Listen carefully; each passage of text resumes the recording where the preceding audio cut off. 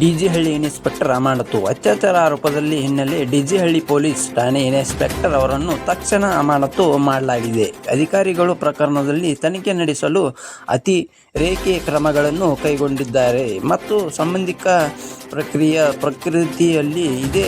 ಸಾರ್ವಜನಿಕರಿಗೆ ಸೂಚನೆ: ನ್ಯಾಯಾಂಗ ಹಾಗೂ ಪೊಲೀಸ್ ತನಿಖೆ ಪೂರ್ಣಗೊಳ್ಳುವವರೆಗೆ ಹಣಹಾನಿ ಅಥವಾ ಹಣ ಕಡಿಮಿಸುವ ಹರಟೆಗಳನ್ನು ತಡೆಯಿರಿ. ಡಿಜಿಹಳ್ಳಿ ಇನ್ಸ್ಪೆಕ್ಟರ್ ಅಮಾನತು. ಪೊಲೀಸ್. ಎರಡನೇದು ಬ್ರೇಕಿಂಗ್ ನ್ಯೂಸ್ ಬರ್ತಾ ಇರುವಂಥದ್ದು, ಟನಲ್ ರಸ್ತೆ ವಿವಾದ. ಡಿಕೆಶಿ ತೇಜಸ್ವಿ ಸೂರ್ಯ ನಡುವೆ ಸಮರ. ಬೆಂಗಳೂರಿನಲ್ಲಿ ಪ್ರಸ್ತುತ ಟನಲ್ ರಸ್ತೆ ಸುರಂಗ ರಸ್ತೆ ಯೋಜನೆ ಕುರಿತಾಗಿ ಡಿಸಿಎಂ ಡಿಕೆ ಶಿವಕುಮಾರ್ ಮತ್ತು ಸಂಸದ ತೇಜಸ್ವಿ ಸೂರ್ಯ ನಡುವಿನ ವಾಕ್ಸಮರ ತೀವ್ರವಾಗಿದೆ. ಯೋಜನೆಯಲ್ಲಿ ಬಾಧಕ ಪ್ರಭಾವ ಕುರಿತು ವರ ವಿರುದ್ಧ ಚರ್ಚೆಗಳು ನಡೆಯುತ್ತಿದೆ. ಸಾರ್ವಜನಿಕ ಹಾಗೂ ರಾಜಕೀಯ ತತ್ವರ್ಕಗಳು ಹೆಚ್ಚುತ್ತಿರುವ ಸಂದರ್ಭ. ಜನತೆಗೆ ಮಾಹಿತಿ ಯೋಜನೆ ಬಗ್ಗೆ ತಾಜಾ ಸುದ್ದಿಗಳು ಗಮನದಲ್ಲಿರಬೇಕು. ತಕ್ಷಣ ನಿರ್ಧಾರ ಅಥವಾ ತೀರ್ಮಾನ ಕುರಿತು ಗೊಂದಲ ತಪ್ಪಿಸಲು ಟನಲ್ ರಸ್ತೆ. ಡಿಕೆಶಿ ತೇಜಸ್ವಿ ಸೂರ್ಯ. ಬೆಂಗಳೂರು. ಧರ್ಮಸ್ಥಳ ಪ್ರಕರಣ ಅಂತಿಮ ವರದಿ ಶೀಘ್ರ. ವಿವಾದ ಧರ್ಮಸ್ಥಳ ಪ್ರಕರಣ ಸಂಬಂಧವಾಗಿ ಅಕ್ಟೋಬರ್ ಅಂತ್ಯದೊಳಗೆ ಅಂತಿಮ ತನಿಖಾ ವರದಿ ಸಲ್ಲಿಸಲು ಗೃಹ ಸಚಿವ ಡಾ ಜಿ. ಪರಮೇಶ್ವರ್ ಅವರು ಎಸ್ಐಟಿ ವಿಶೇಷ ತನಿಖಾ ತಂಡಕ್ಕೆ ನಿರ್ದೇಶನ ನೀಡಿದ್ದಾರೆ. ಎಸ್ಐಟಿ ತಂಡ ತ್ವರಿತವಾಗಿ ಎಲ್ಲ ದಾಖಲೆಗಳು, ಸಾಕ್ಷಿಗಳು ಮತ್ತು ಘಟನೆಯ ವಿವರಗಳನ್ನು ಪರಿಶೀಲಿಸುತ್ತಿದ್ದು ತೀರ್ಮಾನಾತ್ಮಕ ವರದಿ ನೀಡಲಿದೆ. ಜನತೆಗೆ ಸೂಚನೆ: ತನಿಖೆ ಪ್ರಕ್ರಿಯೆ ಪೂರ್ಣಗೊಳ್ಳುವವರೆಗೆ ಗೊಂದಲ ಅಥವಾ ಭಾವನಾತ್ಮಕ ಪ್ರತಿಕ್ರಿಯೆಯನ್ನು ತಪ್ಪಿಸುವುದು ಉತ್ತಮ.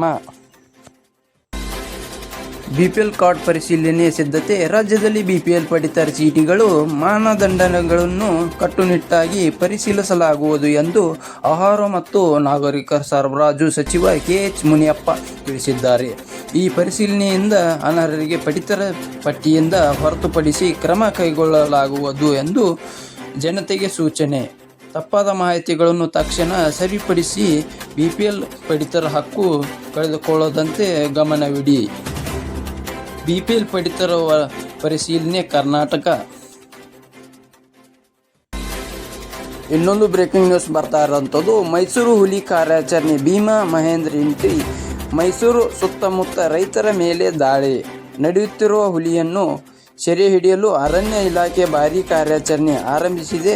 ಈ ಭಾರೀ ಕಾರ್ಯಾಚರಣೆ ಖ್ಯಾತ ಸಾಕಾಣಿಕೆಗಳು ಭೀಮಾ ಮತ್ತು ಮಹೇಂದ್ರರನ್ನು ನಿಯೋಜಿಸಲಾಗಿದೆ. ಅರಣ್ಯ ಸಿಬ್ಬಂದಿ, ಟ್ರಾಕರ್ಗಳನ್ನು ಹಾಗೂ ಪಶುವೈದ್ಯರ ತಂಡಗಳನ್ನು ಹುಲಿಯನ್ನು ಚಲನೆಯನ್ನು ನಿಗದಿಯಾಗಿ ಗಮನಿಸುತ್ತಿದ್ದು ಶೀಘ್ರದಲ್ಲಿ ಹುಲಿಯನ್ನು ಹಿಡಿಯಲು ವಿಶ್ವಾಸ ವ್ಯಕ್ತಪಡಿಸಿದ್ದಾರೆ. ಜನತೆಗೆ ಎಚ್ಚರಿಕೆ: ಹುಲಿ ಚಲನವಲನ ಇರುವ ಪ್ರದೇಶಗಳಿಗೆ ಹೋಗದಿರಿ, ಸುರಕ್ಷತೆ ಕ್ರಮ ಪಾಲಿಸಿ. ಮೈಸೂರು ಹುಲಿ, ಭೀಮಾ ಮತ್ತು ಮಹೇಂದ್ರ ಅರಣ್ಯ ಕಾರ್ಯಾಚರಣೆ.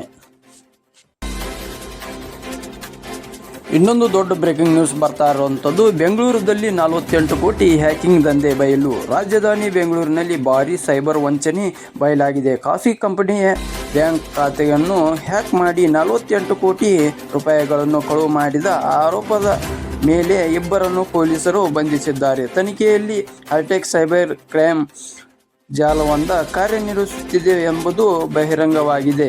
ಪೊಲೀಸರು ಆರೋಪಿಗಳಿಂದ ವಂಚಿತ ಹಣದ ಹಾದಿ ಪತ್ತೆ ಹಚ್ಚುವ ಕೆಲಸದಲ್ಲಿ ತೊಡಗಿದ್ದಾರೆ. ಎಚ್ಚರಿಕೆ: ಸೈಬರ್ ಅಪರಾಧಿಗಳು ಹೆಚ್ಚುತ್ತಿರುವ ಹಿನ್ನೆಲೆ ಜನರು ಬ್ಯಾಂಕ್ ಲಿಂಕ್ಗಳು ಮತ್ತು OTP ಮಾಹಿತಿಯನ್ನು ಯಾರಿಗೂ ಹಂಚಿಕೊಳ್ಳದಂತೆ ಪೊಲೀಸರಿಗೆ ವಿನಂತಿಸಿದ್ದಾರೆ.